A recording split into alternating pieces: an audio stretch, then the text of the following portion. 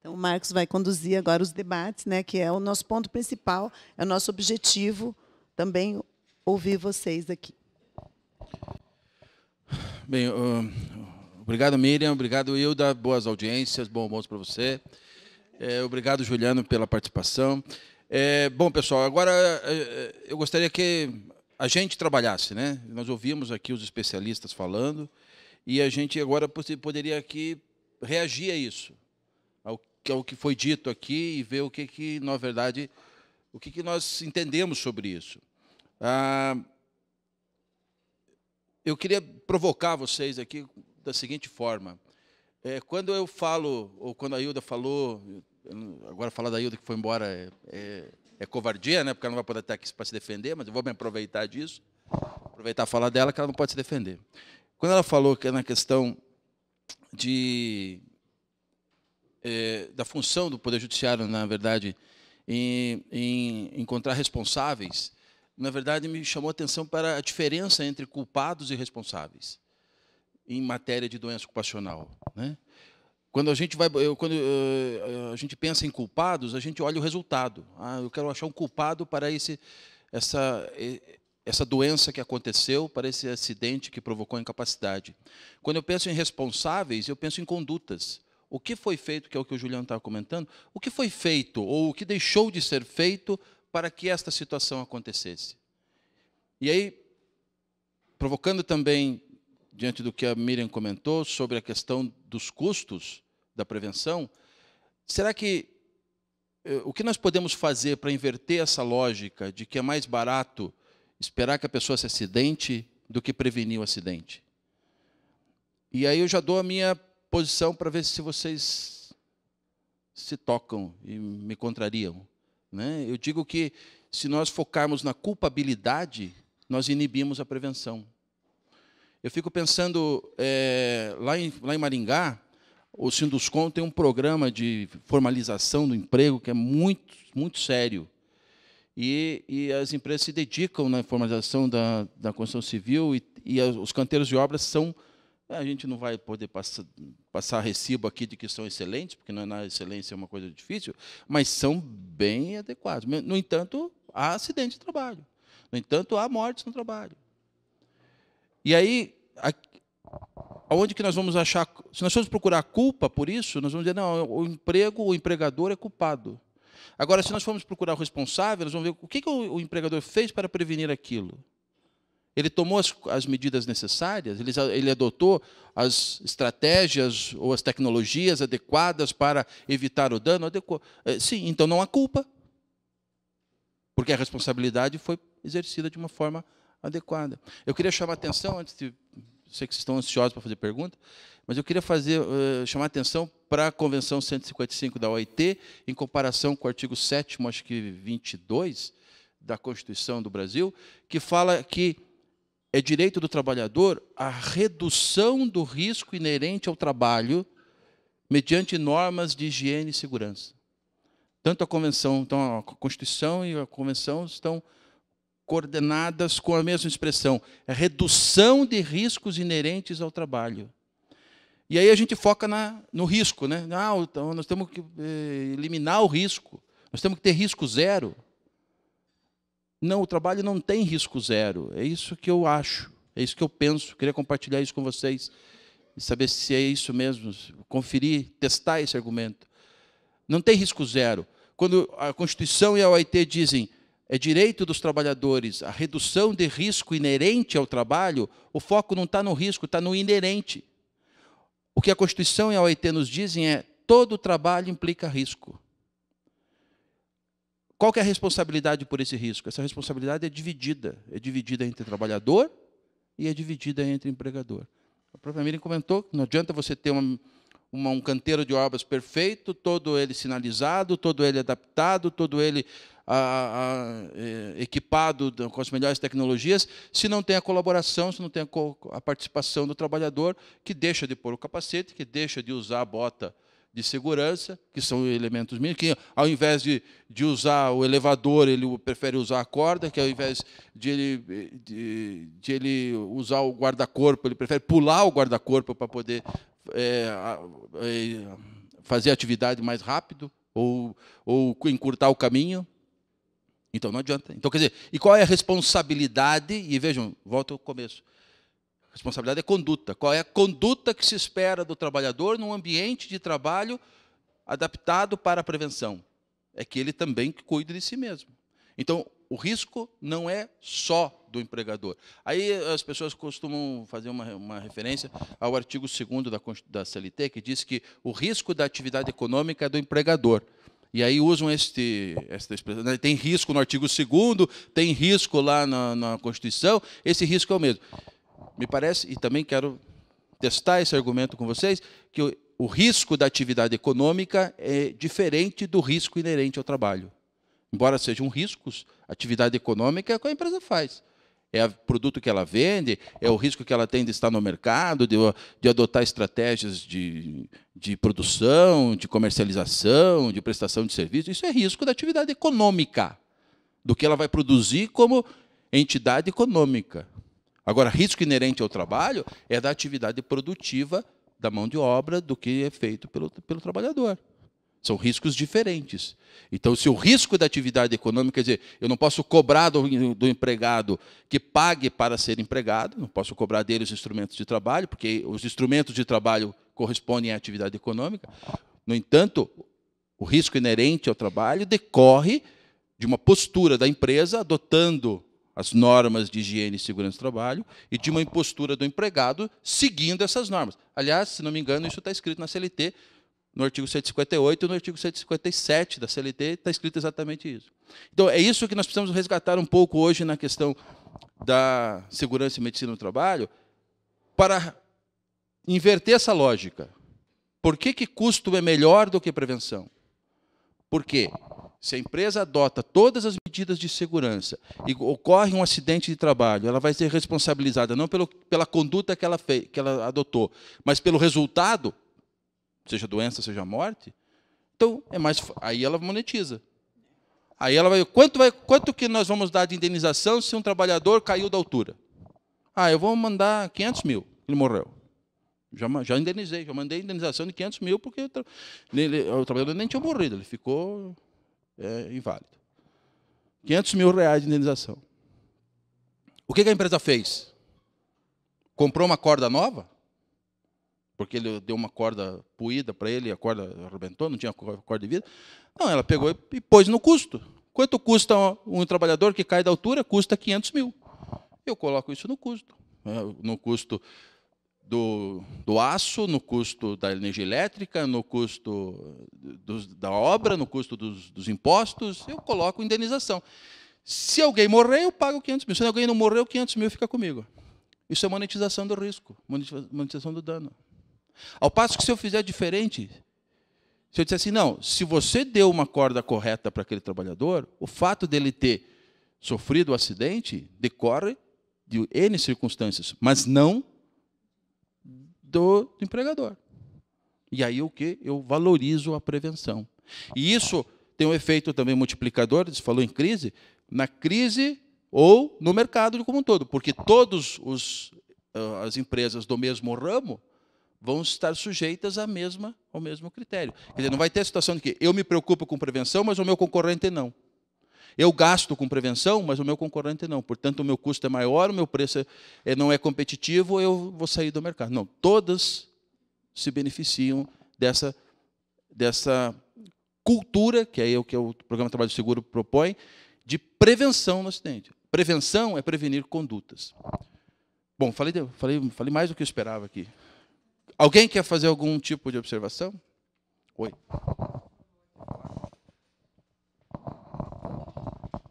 Obrigada, doutor Marco. Bom dia, meu nome é Roberta, eu sou psicóloga, atuo na Federação das Indústrias do Estado do Paraná, especificamente no Serviço Social da Indústria, num programa que a gente chama de Cuide-se Mais Saúde Mental.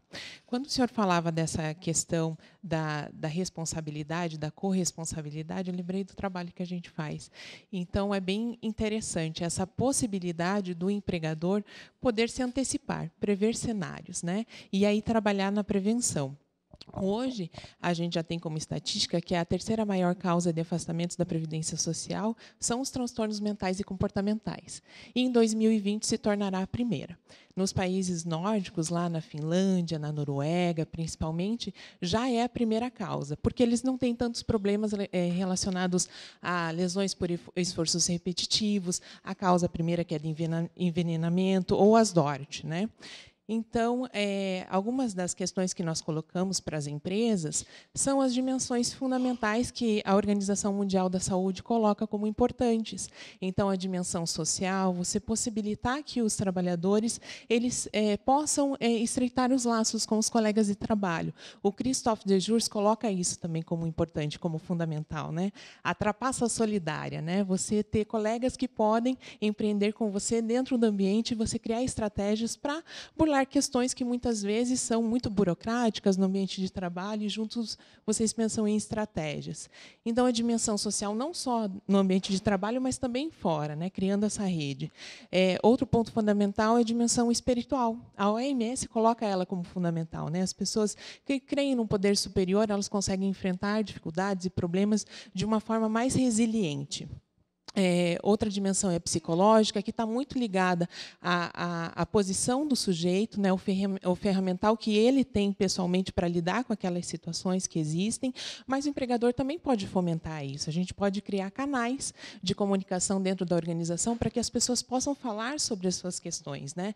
Um gestor preparado para acolher esse trabalhador que está em sofrimento psíquico e que ele não vai tratar.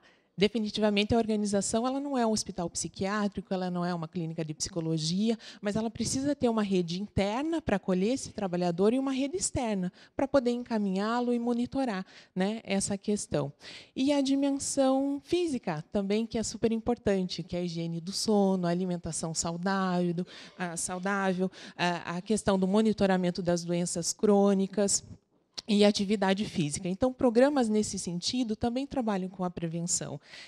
No ano passado, a Organização Mundial da Saúde colocou que o Brasil é o país mais ansioso do mundo todo. Então, a gente já está imerso, né, nessa condição. E a organização, a empresa, ela é um extrato da sociedade.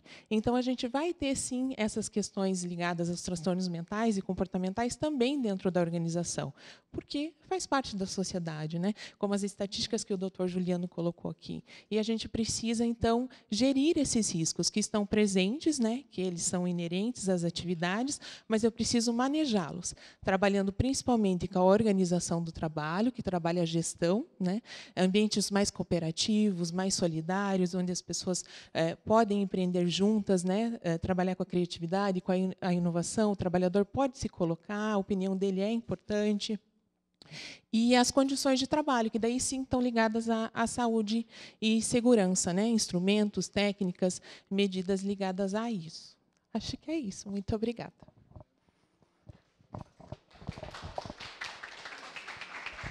Ok. Alguém mais quer fazer algum tipo de observação? Hã? Aqui? Querem tocar? Quer falar lá?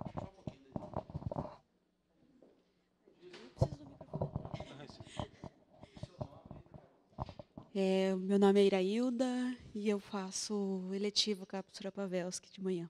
Sou acadêmica. E eu queria fazer uma pergunta para o professor, que eu esqueci seu nome, desculpa, Juliano. Você acha que em toda esse contexto social que nós vivemos, e poderia existir um apoio psicológico como medida preventiva dentro da empresa que pudesse contribuir com o trabalhador, mas que ele pudesse, de alguma forma, trazer isso para dentro da sua residência, do seu lar, em função que esse estresse no trabalho, essa cobrança diária, também reflete em casa? Adorei tua pergunta. Acho que a gente pensar assim que, até nessa complexidade, né, de se procurar uma causa, né, a respeito da violência no trabalho, a gente não... Antigamente a gente tinha aquela máxima lá, não traga problemas para o trabalho. E eu também não levo o problema do trabalho para casa. Isso não existe. É impossível. Tudo que acontece no nosso ambiente externo acontece dentro da casa da gente, acontece no nosso ambiente de trabalho, né? Porque ele transcende os muros da organização na qual você faz parte e vice-versa também. Toda ação que você possa fazer dentro da empresa vai também levar essa instrução, né, para dentro da comunidade desse trabalhador ou dentro da realidade social desse trabalhador, né? Então, hoje, a gente sabe que, de maneira mundial, realmente é a terceira maior causa de dias perdidos, o CDF, que são as doenças de cunho emocional, né? Mas tem segmentos da sociedade, como bancários, como docentes, como profissionais da saúde, como advogados, que já é a primeira causa de afastamento de dias perdidos de trabalho, é o CDF, que são as doenças de cunho emocional, todas elas, né? E mesmo naquelas segmentos econômicos na qual a gente tem siderúrgica, metalúrgica, eletromecânica, etc., né, ela que é considerada a terceira causa, o CID-M é a primeira, que são as osteomusculares, o CID-S é o segundo, que são as contusões, ferimentos, fraturas, né, e aí o CID-F. A segunda colocada, que é o CID-S, ela se mistura entre doenças ortopédicas, elas podiam ser redistribuídas, e as doenças de cunho emocional em quase 90% desses códigos colocados, né? Porque a gente sabe que tem acidentes automobilísticos, por exemplo, né, que acontece porque a pessoa ficou estressada, porque a pessoa abusou de álcool, ou estava sob efeito de algum entorpecente e sofreu um acidente e fez lá um ferimento, e vai ser enquadrada como CID-S, mas não é. A causa principal seria a doença de cunho emocional. Mas, sim, eu acho que a gente pode fazer muitas coisas dentro das organizações de trabalho, porque o trabalhador está dentro da empresa no mínimo 8 horas por dia, muitas vezes muito mais do que isso, né? E para o médico que tem lá um ambulatório dentro da empresa, é que nem se ele abrisse a porta do consultório e a sala de espera dele é do tamanho da empresa na qual ele trabalha.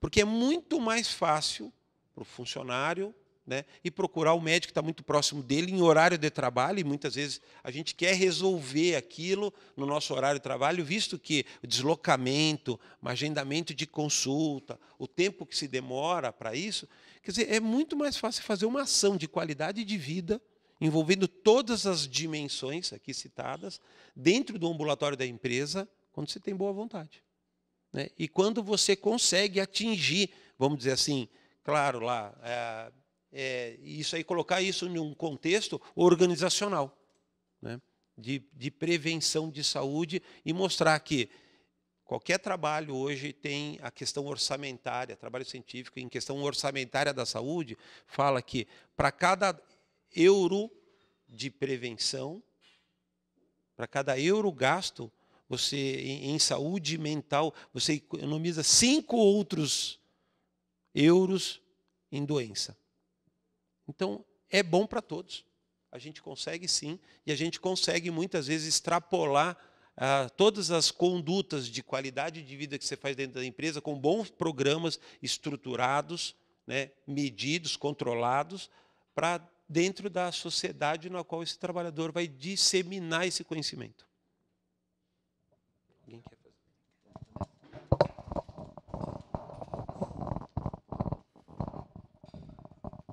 Olá, meu nome é Vanessa, eu também trabalho no Tribunal do Trabalho, sou servidora. Só uma provocação mesmo para vocês sobre essa questão da entrega de EPI ou do cuidado que a empresa pode ter com o empregado, quando muitas vezes nós verificamos uma possibilidade de mascaração desse cuidado.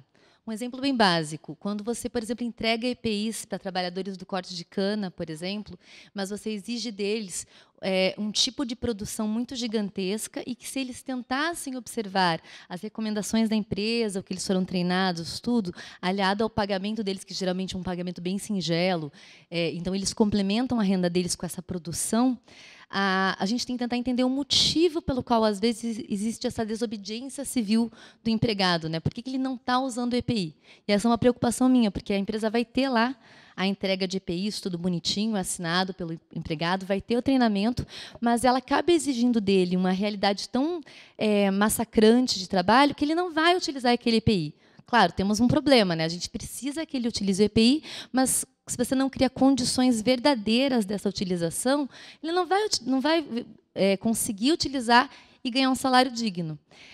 Outras questões, assim, lembrando de vários processos que eu já analisei com a desembargadora com quem eu trabalho, por exemplo, empresas que trazem metodologias de pagamento de premiações, oferecem ginástica laboral, tudo certinho, mas se você sair para ir no banheiro, reduz a tua pontuação. Então, é claro que a empresa ela vai ter um formulário, vai ter uma parte formal mostrando que ela está cumprindo todos os requisitos e normas regulamentares, mas, na realidade, ela está mascarando um sistema de opressão. E isso a gente consegue verificar em vários tipos de empresas. Então, é uma provocação mesmo, assim, que, às vezes, a gente tem que tentar investigar por que o nosso trabalhador é tão teimoso. Ou, então, um caso bem interessante que nós pegamos recentemente. Os trabalhadores da empresa civil, eles não estavam utilizando o EPI, eles estavam lá na construção, porque eles tiravam sarro daqueles que utilizavam. O mestre de obras que usava o capacete era maricão. Então, assim, tem que verificar uma cultura para como que a gente vai combater as peculiaridades de cada profissão. Opa, a gente só vai colocar, então, na culpa do empregado. Ó, eu forneci, está aqui, tem a lista de todos os EPIs, as NRs, não usaram. Eu acho que a gente tem que tomar cuidado com os motivos que levam o nosso trabalhador a não usar EPI, porque senão fica muito tranquilo, a empresa vai ter um monte de formulário lá, vai continuar caindo gente de prédio e só uma provocação mesmo.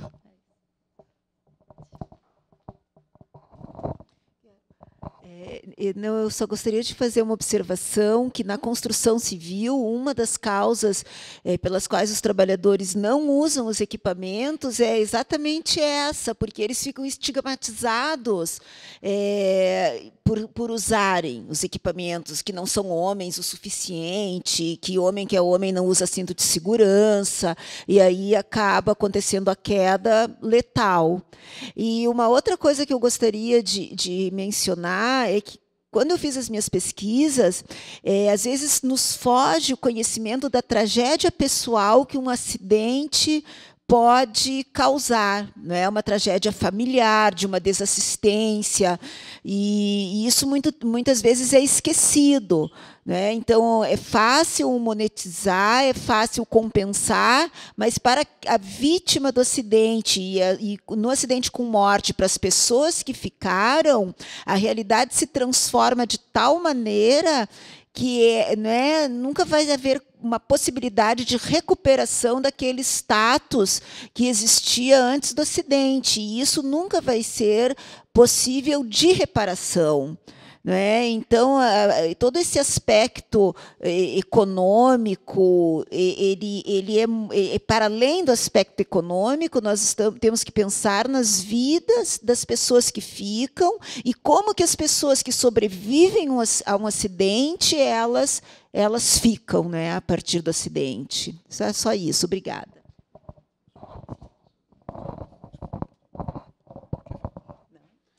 Só uma observação, está na NR que não é só dar a EPI. Você tem que cobrar, é papel do empregador, né, a cobrança da utilização e o treinamento da correta utilização da EPI.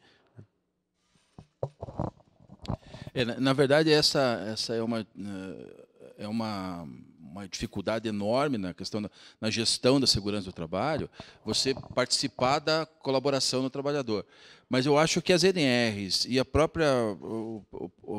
próprio sistema de segurança do trabalho previsto na CLT, embora tenha 70 anos e tal, a gente possa criar uma série de discussões, a gente pode ler nessas regras todas condições para que o empregador cuide disso. Por exemplo, ele vai fazer CIPAT, está na NR também. Por que faz CIPAT? Exatamente para fazer o compromisso, o comprometimento disso. Você vai ter uma CIPA, que é a Comissão Interna de Prevenção de Acidentes, que entre as atividades dela tem essa de transferir aí para o trabalhador, ou indicar para o trabalhador a cultura. Quer dizer, na verdade, essa prevenção que a gente propõe, ou que a gente busca desenvolver, é fazer com que a empresa tenha uma atmosfera de prevenção em que essas situações da ridicularização de quem usa o IPI seja uma situação que o ambiente rechace essa situação.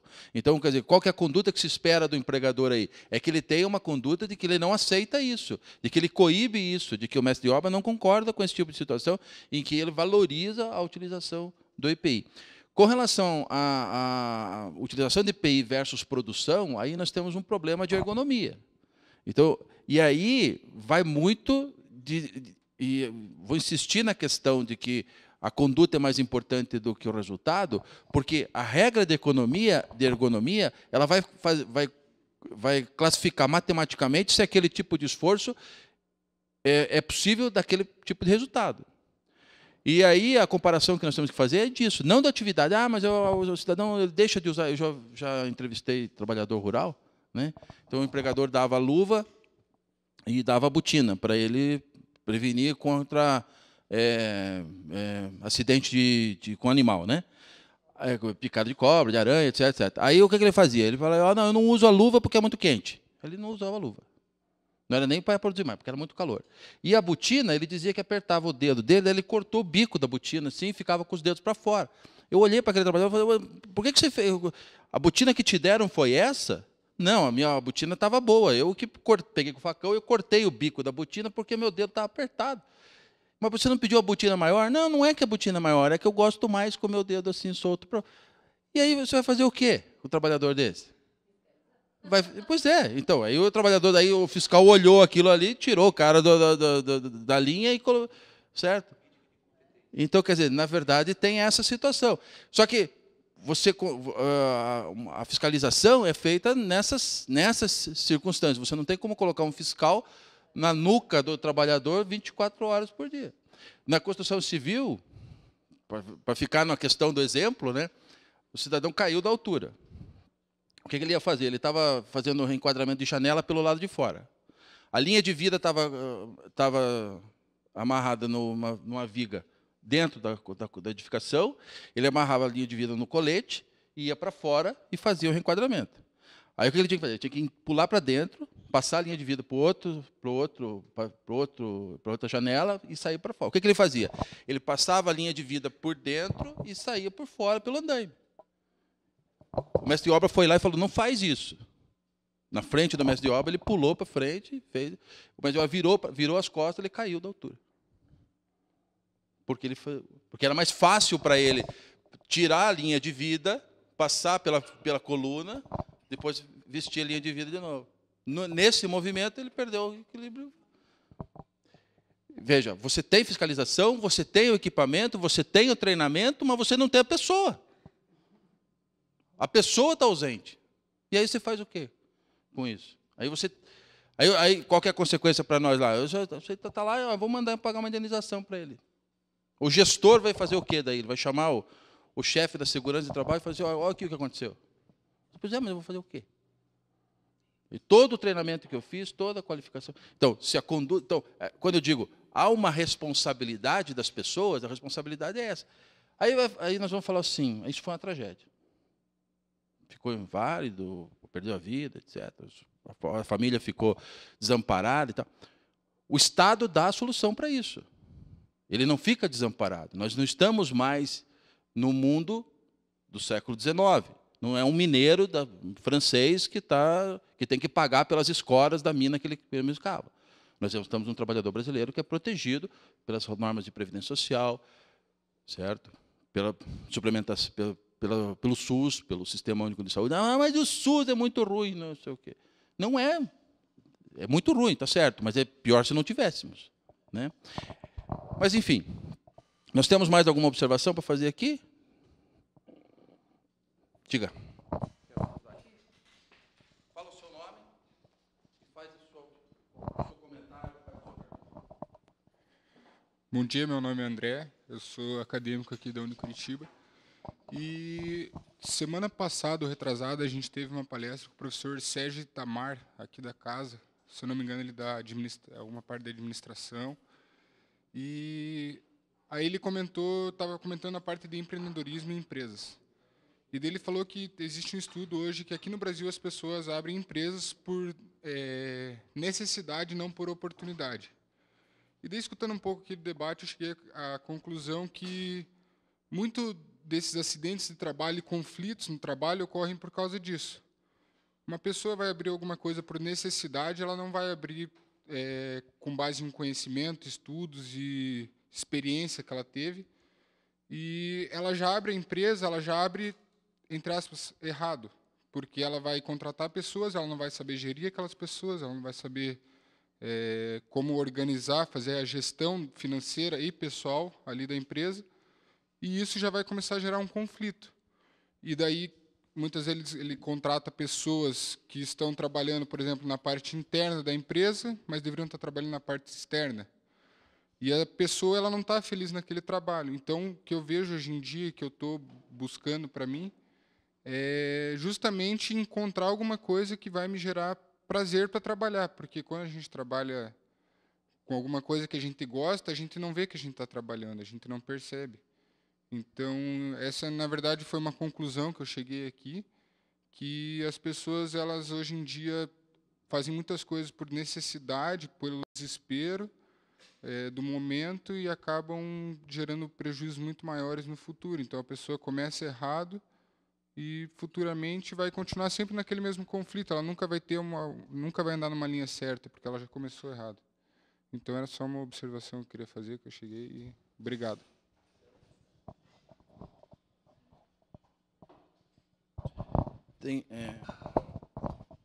Você é aluno do direito ou da administração? Eu, na época, fiz da administração de empresas, fiz direito e uso a tua tática, assim, uso o caminho, né? Você estar bem, fazer aquilo que gosta e utilizar todas as ferramentas. É isso que o trabalho seguro acaba querendo sempre, né? Então, Marcos, acho que a gente pode encerrar, né, para sermos bem pontuais. Eu queria agradecer o pessoal do apoio, né, na pessoa do Haroldo, né, do Luiz, da Valdete, né, que nos atenderam aqui. Acho que nós cumprimos as nossas expectativas.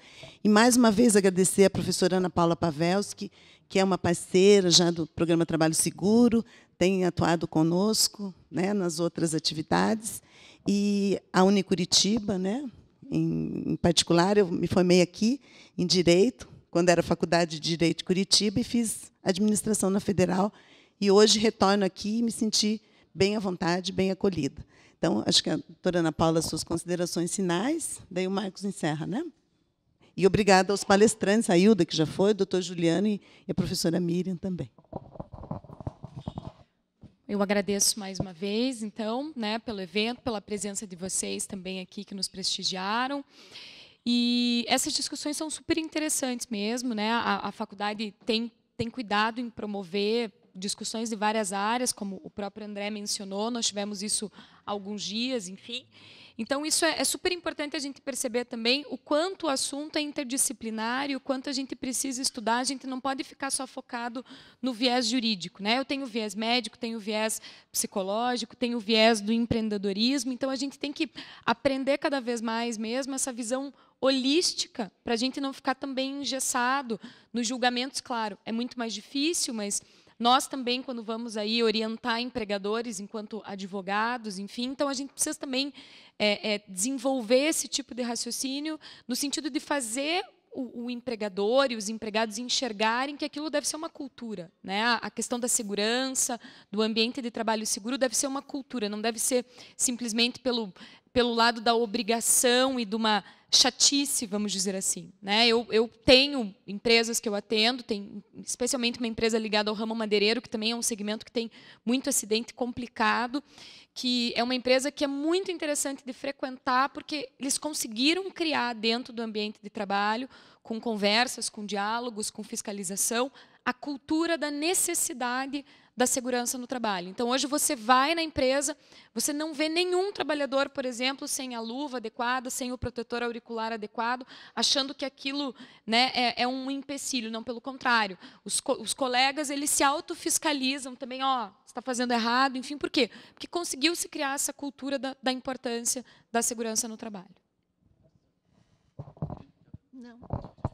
Bem, muito obrigado a todos. Obrigado, Ana Paula, obrigado a vocês que participaram aqui com a gente, vocês que ficaram aqui. André, obrigado pela tua intervenção. De fato, você falando me lembra um livro que eu gosto muito, que chama Sapiens, do Yuval Harari. E esse livro ele fala que as pessoas, nós, chegamos a este ponto de desenvolvimento só porque conseguimos cooperar e colaborar uns com os outros.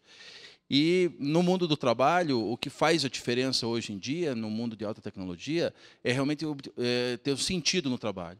Então, buscar um trabalho que a gente se sinta bem, que seja aquilo que a gente gosta, na verdade, não é mais simplesmente um objetivo ideal da vida. Na verdade, é a necessidade que nós temos hoje, é encontrar um trabalho em que a gente se sinta bem. Com isso, eu quero agradecer a todos e dar por encerrado esse evento. Muito obrigado.